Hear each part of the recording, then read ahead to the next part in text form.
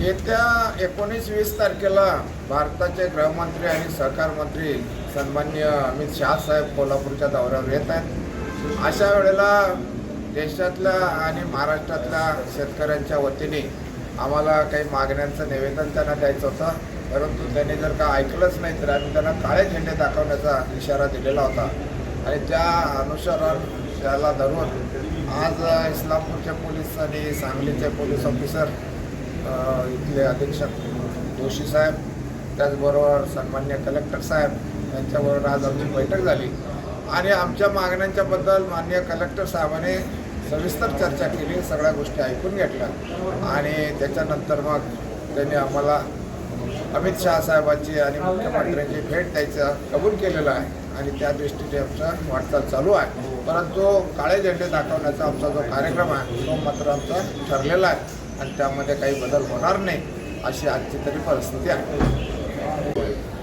नाही, जबरदस्तीनं आम्ही उत्तर देऊ हे आमचं पक्क ठरलं।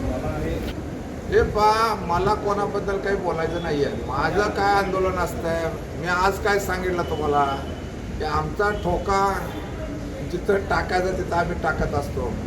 असं उपोषणाला बसतो 1.5 दिवसाच्या उपोषणाला आणि असले नाटकं करायची आम्हाला सवय नाही। आम्हाला शहांच्या अंगावर जायची तयारी केली, त्यांच्याशी चर्चा होणार, तिथं प्रश्न सुटणार आहे, जिथं प्रश्न सुटणार आहे तिथं शेपूट घालता आणि नको तिथं केवळ प्रसिद्धीसाठी चाललेल्या आंदोलनांच्या बद्दल मला काही बोलायचं नाही, त्यांच्या पद्धतीनं त्यांनी करावं। उद्या 19-20 तारखेला भारताचे गृहमंत्री आणि सहकार मंत्री सन्माननीय अमित शहा साहेब कोल्हापूर जिल्ह्याच्या दौऱ्यावर येत आहेत। त्याच वेळेला हा जो महाराष्ट्रामध्ये जनतेला नको असलेला रस्ता, हा जो महामार्ग व्हायला लागलेला आहे, ते शक्तिपीठ महामार्ग, कुठल्याही शक्तीने किंवा कोणीही देवस्थानाने मागणी न केलेला रस्ता हा शेतकऱ्यांच्या मुळावर उठलेला आहे। तर त्या शक्तिपीठाला सुद्धा आमचा धडाडून विरोध आहे। त्याच्यासाठी जो पैसा तुम्ही खर्च करणार आहे तो जर शेतकऱ्यांच्या इतर मागण्यांच्यासाठी खर्च केला तर जास्त शेतकऱ्यांचा आशीर्वाद तुम्हाला मिळेल एवढंच सांगतो। आम्ही हा रस्ता कदापि होऊ देणार नाही ही आमची ठाम भूमिका आहे।